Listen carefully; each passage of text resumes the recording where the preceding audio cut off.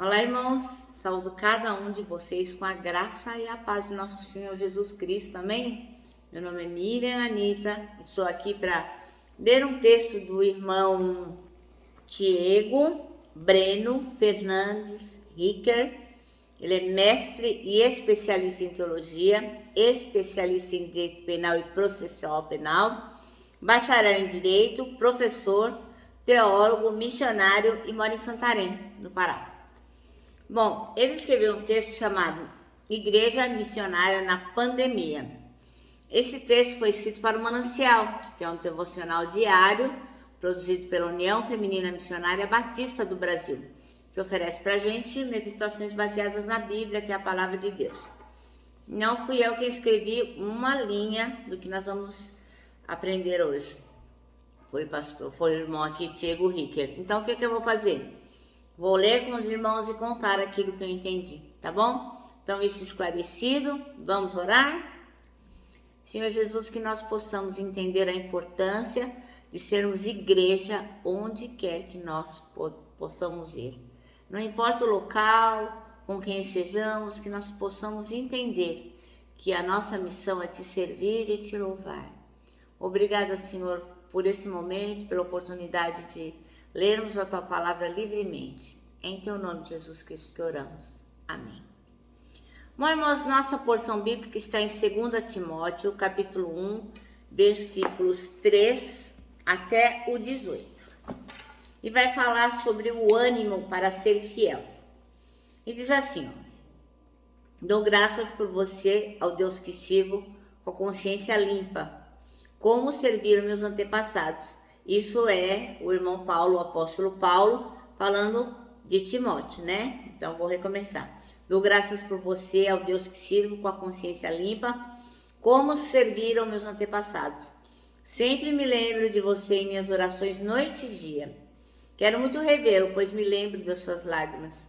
Nosso reencontro me encherá de alegria. Lembro-me de sua fé sincera, como era da sua avó Lloyd e de sua mãe Eunice. Eu sei que em você essa mesma fé continua firme.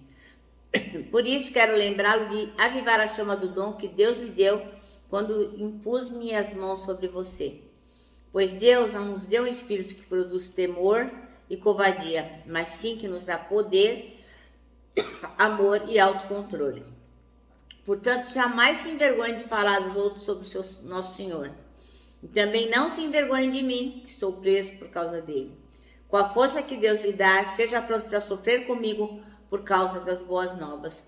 Pois Deus nos salvou e nos chamou para uma vida santa, não porque merecêssemos, mas porque este era o seu plano desde os tempos eternos, mostrar sua graça por meio de Cristo Jesus. Desculpa, irmãos.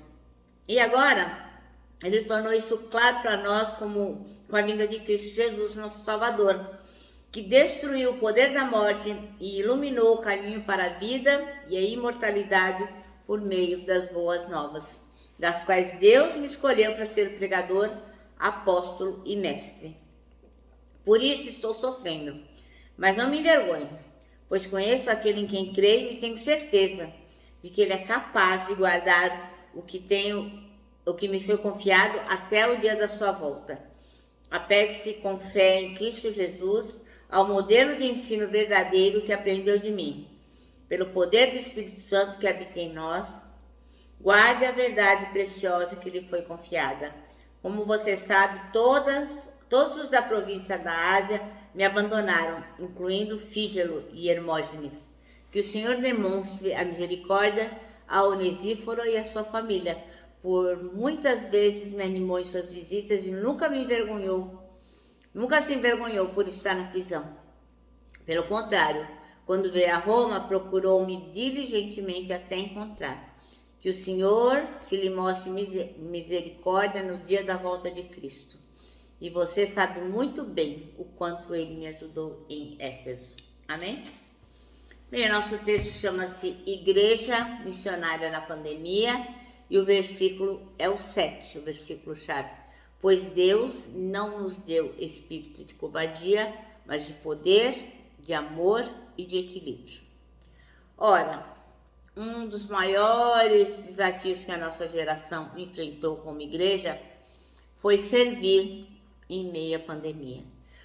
De repente, né, irmãos, tudo ficou fechado, não podíamos sair, não podíamos nos encontrar, não podíamos fazer nada, mas tínhamos que continuar fazendo o trabalho do reino, né?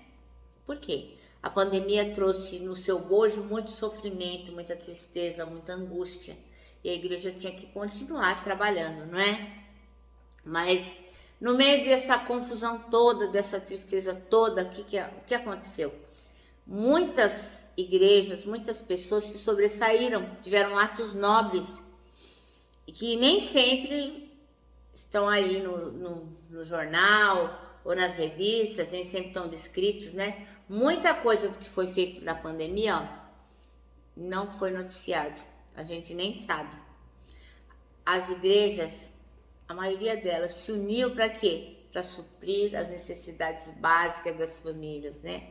As pessoas ficaram sem emprego, muitas pessoas ficaram sem ter o que comer. Então as igrejas fizeram o seu papel, dando alimento, cesta básica, né? Arrecadaram equipamentos hospitalares, doaram oxigênio, álcool, enviaram ajuda e socorro em diversos lugares, em diversas comunidades, para diversas pessoas. Essas e outras ações do povo de Deus servem para mostrar o quê? Que o corpo de Cristo não é morto.